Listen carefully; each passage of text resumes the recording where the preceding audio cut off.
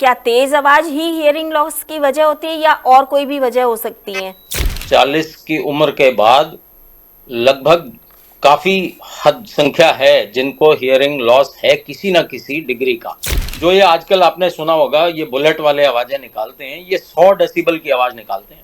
लगातार अगर आप 15 मिनट इस 100 डेसिबल की आवाज को सुन लो तो आपके सुनने की क्षमता प्रभावित हो सकती है। तो जब हम ट्रैफिक में फंस जाते हैं तो 85 डेसिबल की आवाज होती है बिजी ट्रैफिक में, और अगर लगातार हम 8 घंटे इसको एक्सपोज रह जाएं तो कानों की क्षमता के साथ साथ कई बार जान पे भी बनाती है।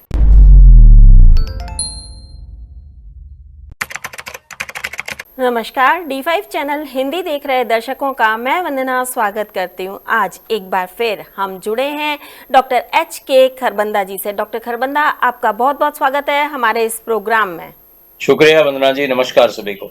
डॉक्टर खरबंदा, हाल ही में अलका याग्निक जी को हियरिंग लॉस हुआ है, तो उसकी क्या वजह है? क्या तेज आवाज ही हियरिंग लॉस की वजह होती है या और कोई भी वजह हो सकती है? वंदना जी, ये बहुत अच्छा सवाल है। और विश्व भर में 40 की उम्र के बाद लगभग काफी हद संख्या है जिनको हियरिंग लॉस है किसी ना किसी डिग्री का।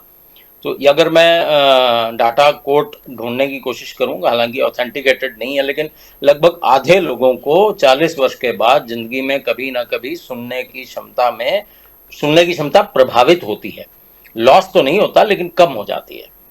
तो जो ये अलका याग्निक जी ने पोस्ट डाली है, ये उन्होंने अपनी पोस्ट में मेंशन किया है कि वायरस की वजह से हुआ है। तो उनका जो कहना है, ये जो वायरस है ये खांसी जुकाम बुखार वाला वायरस नहीं है।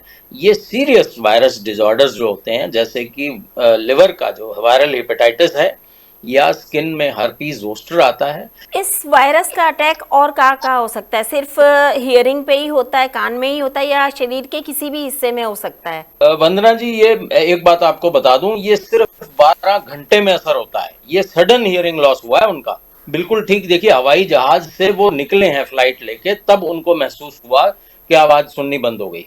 और अगर सुननी बंद हो गई तो वो गा भी नहीं पाएंगी, क्योंकि गाने के लिए भी तो उनको सुन के तभी साजो सामान सब कुछ चाहिए। तो ये वायरस, और ये बड़ा रेयर कंडीशन है, ये नॉर्मल नहीं है। 1 लाख में से मैक्सिमम 5 लोगों को ऐसी कंडीशन होती है, और भारत में कम होती है। लेकिन देखिए, मुद्दे की बात यह है कि साथ ही उन्होंने अपनी पोस्ट में यह जिक्र किया कि मेरे साथ तो ये हुआ, लेकिन आप लोग तेज आवाज से दूर रहें। इस हालत में भी उन्होंने लोगों को मैसेज दिया है।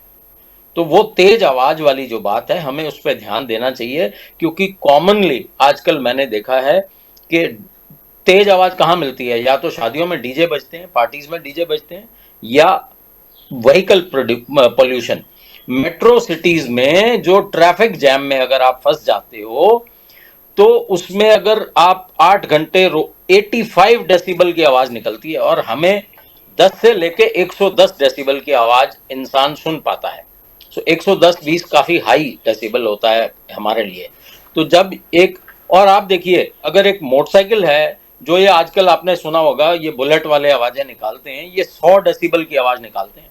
लगातार अगर आप 15 मिनट इस 100 डेसिबल की आवाज को सुन लो तो आपके सुनने की क्षमता प्रभावित हो सकती है। जी डॉक्टर खरबंदा, हमने तो जी ये भी जी सुना है कि जो लोग 8 से 10 घंटे ईयरफोन लगाते हैं उनके भी हियरिंग लॉस होता है कहीं ना कहीं, किसी न किसी टाइम जी, पर मैं आकर उसी के। पे आ रहा था, बिल्कुल बिल्कुल मैं उसी पे आ रहा था। तो जब हम ट्रैफिक में फंस जाते हैं तो 85 डेसिबल की आवाज होती है बिजी ट्रैफिक में, और अगर लगातार हम 8 घंटे इसको एक्सपोज रह जाएं तो कानों की क्षमता के साथ साथ कई बार जान पे भी बनाती है।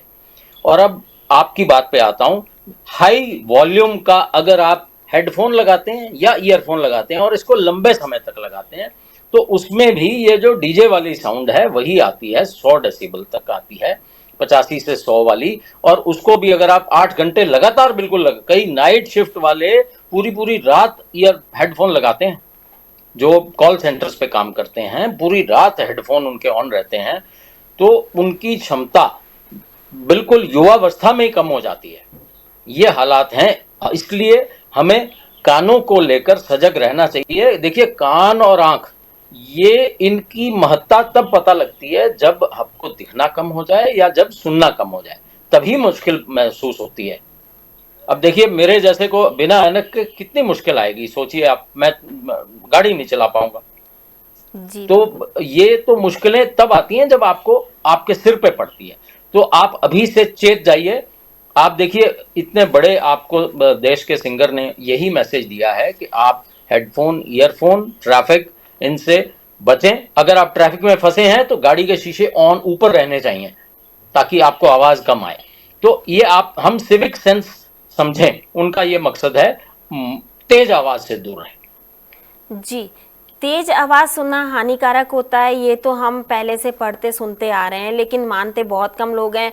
अब तो ज़्यादातर हेडफोन्स, ईयरफोन्स का प्रचलन बहुत ज़्यादा बढ़ गया है, इस वजह से भी ये बहरेपन का कारण बढ़ता जा रहा है। लेकिन कई बार ऐसा होता है कि कानों में सूं सूं की आवाज़ आती है, वो ओल्ड एज के साथ में आती है, वो क्या चीज़ होती है? उसे हम कहते हैं टिनिटस, रोरिंग, बजिंग, विस्लिंग। ऐसी आवाज आती है जैसे कान में सीटी बज रही है। तो कान के 3 हिस्से होते हैं। एक आप जो बाहर देखते हैं, जो ईयर ड्रम तक, पर्दे तक होता है, उसको एक्सटर्नल ईयर बोलते हैं। जो अंदर पर्दा है, पर्दे से लेकर नाक के बीच में एक कॉमन ट्यूब होती है ऐसे, उसको यूस्टेचन ट्यूब बोलते हैं। हमें कभी जुकाम खांसी कुछ हो जाए तो वो रेशा कान की तरफ भी आ जाता है। तभी आपने देखा होगा, बच्चों को अगर माएँ गोद में लिटा के रात को दूध पिलाती हैं तो उनके कान में से बहना शुरू हो जाता है, क्योंकि वो उधर चला जाता है और कान का पर्दा फाड़ देता है। ये भी मैसेज है माताओं को, बहनों को, कि लेट के अपना ब्रेस्ट फीडिंग न करें। बच्चों को रात को आलस न करें, बैठ जाएं और तब उनको फीडिंग करें। और दूसरी बात, कान में अगर आप बड मारते हैं या सुइयां मारते हैं या तीले मारते हैं तो ये आपके लिए आपका पर्दा फाड़ सकता है। हमारे जो कान हैं वो ईश्वर ने खुद सफाई ऑटोमेटेड बनाए हैं, इसको हमें साफ करने की आवश्यकता नहीं है।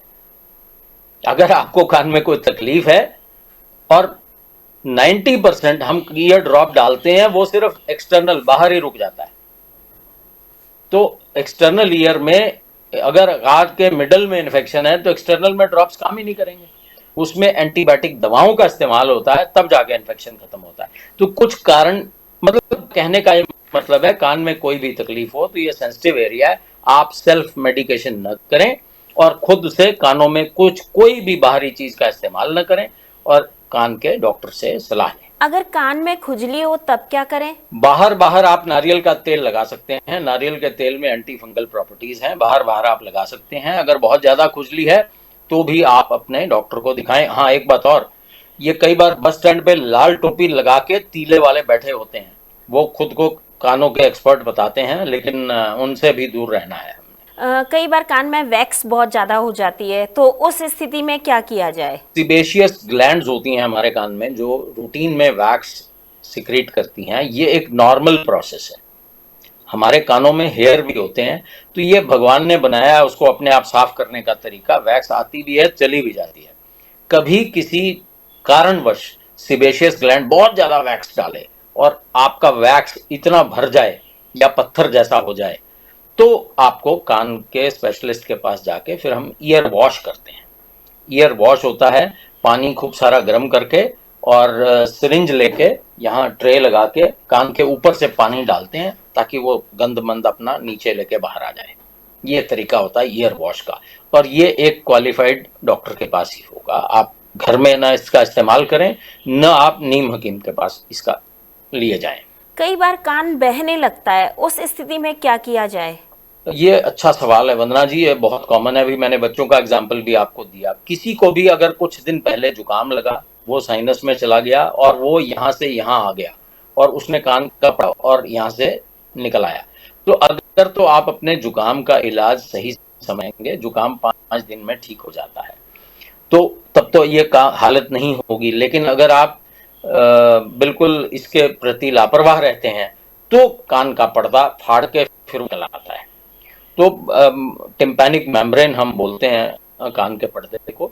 तो ये मेरे 90% लोगों की फटी मिलती है, कोई इसमें घबराने की बात नहीं है, उससे सुनने की क्षमता प्रभावित नहीं होती है। लेकिन यहाँ कान में छेद हो जाता है, अगर आप कान में दवाई डालेंगे तो गले में महसूस होगी, उस केस में ये आपको महसूस हो जाएगा। तो उसमें कोई घबराने की बात नहीं है, आप अपने डॉक्टर के पास जाएं, आपको कुछ दवाइयां दी जाएंगी। होम्योपैथी में बड़ी कारगर दवाइयां हैं। अगर बहुत पुराना रेशा है तो हमारी हिपरसल्फ और सिलिशिया नामक दवाई है, जो पुराने से पुराना रेशा ठीक कर देती है। मैंने कई ऐसे मरीज ठीक किए हैं जो सालों से जिनका कान बहता था, तो उनको मैंने ये बोला भी 6 महीने कान को सूखा रखना है और पानी नहीं डालने। पानी कान का दुश्मन है। अगर आपका कान बहता है तो आप पानी से दूर रखें और नहाते समय या तो ईयर प्लग्स का इस्तेमाल करें या फिर पहले हल्का सा तेल लगा के रुई का आप लगा दें ताकि पानी आपके कानों के अंदर ना जाए।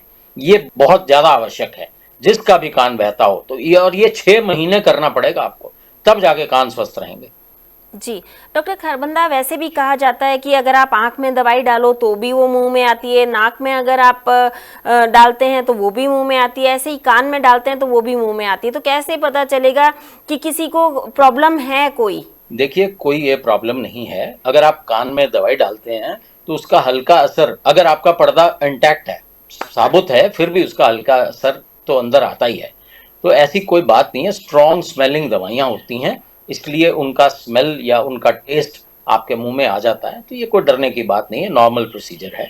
इससे आप कोई घबराने की बात नहीं है। क्या ये दवाइयाँ नुकसान करती हैं अगर मुंह में आती हैं तो? नहीं, कोई नुकसान नहीं है, क्योंकि कान और एक चलो आपने याद दिला दिया तो मैं बड़ा इंपॉर्टेंट एक बात है वो दे दूं। जो हमारे आई और ईयर है, इसके ड्रॉप्स कॉमन होते हैं मॉडर्न मेडिसिन में। वही दवाई है वो आंखों में डलती है और वही दवाई है जो कानों में डलती है। तो उसका एक नियम है, अगर वो आंखों में डलेगी तो जिस दिन आपने उसका सील तोड़ लिए उसको सिर्फ 30 दिन इस्तेमाल करेंगे आप। उस पर डेट डालें। जब आप उसका सील ब्रेक करते हैं तो उसकी एक्सपायरी डेट मत देखें, सिर्फ 30 दिन में वो आंखों के लिए एक्सपायर हो जाएगी। कानों के लिए तब तक वो आप इस्तेमाल कर सकते हैं जब तक उसकी डेट है। ये ईयर और ये एंटीबायोटिक ड्रॉप्स होते हैं या स्टेरॉयड या एंटी फंगल हैं, ये सभी पे लागू होता है। सो कोई भी आंख की दवाई है, अगर आपने आज खोली है तो वो 30 दिन में खत्म कर दें। ये आपने हमें बहुत ही अच्छी बात बताई कि कोई भी दवाई अगर खोलें तो 30 दिन तक ही इस्तेमाल करें, उसके बाद कान के लिए इस्तेमाल कर सकते हैं, लेकिन आंख के लिए नहीं। अगर आंख और कान की एक ही दवाई हो तो कई बार आंख में कोई फॉरेन बॉडी चला जाता है, कोई कचरा गिर जाता है, तो उस केस में क्या करना चाहिए? क्योंकि कई बार आंख को रब करते हैं कई लोग तो वो जख्म हो जाते हैं उसमें। मुझे लग रहा है आपको पुराना एपिसोड याद आ गया है जो मैंने और हमने शायद 2 साल पहले बात की थी इसके बारे में। तो एक बार इसको रिफ्रेश कर लेते हैं। अगर आपके आंख में कहीं कुछ पड़ जाए तो ये दोनों आंखों की मूवमेंट भगवान ने एक जैसी बनाई है। अगर इसमें खारिश है तो आप इसको मलें, उसकी खारिश को आराम मिल जाएगा।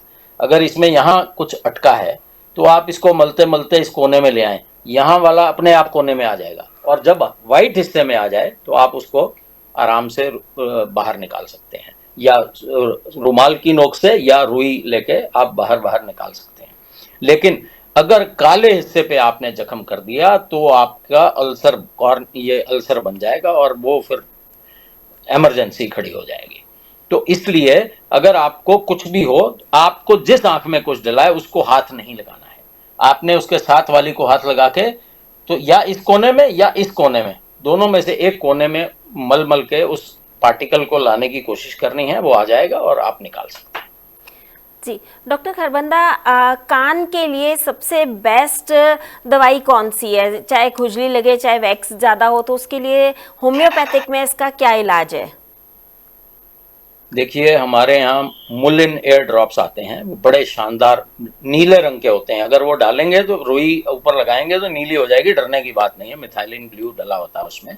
सो मुलिन ऑयल हमारी हर सब कान के रोगों की एक ही दवा है। मुलिन ऑयल हमारे ड्रॉप्स आते हैं, वो रामबाण है, कहे कुछ भी हो आप उसकी 2 बूंदें सुबह शाम डाल सकते हैं। तो रंग मैंने आपको बताया उसका नीला होता है, डरने की आवश्यकता नहीं है। इसी तरह आंख में भी हमारी जो 2 दवाइयाँ आती हैं, एक आती है आई ब्राइट जो रूटीन के काम के लिए इस्तेमाल होती है होम्योपैथी में, एक आती है सिनरेरिया मार्टिमा जो कि मोतियाबिंद को रोकने के इस्तेमाल आती है। तो सिनरेरिया 2 तरह की आती है, एक अल्कोहल वाली आती है, उसको आप 30 दिन से ज़्यादा भी इस्तेमाल कर सकते हैं, तो महंगी होती है काफ़ी। तो अल्कोहल वाली को आप रख सकते हैं क्योंकि उसमें अल्कोहल डला है, वो प्रिजर्वेटिव का काम करता है, लेकिन वो आंखों को लगती है। अगर बिना अल्कोहल वाली होगी तो वहाँ फिर 30 दिन वाली कंडीशन आ जाएगी। तो ये आप सिनरेरिया, आईब्राइट और मुलिन ऑयल, ये 3 दवाइयां हैं जो हमारी आंख और कान की कॉमन होम्योपैथी की दवाइयां हैं। ये सभी लोग बिना इवन प्रिस्क्रिप्शन भी आप इस्तेमाल कर सकते हैं। डॉक्टर खरबंदा, आज आपने हमें बहुत ही महत्वपूर्ण बातें बताई, आपका बहुत बहुत धन्यवाद। धन्यवाद वंदना जी। अगले एपिसोड में आपसे फिर मुलाकात होगी, तब तक के लिए नमस्कार।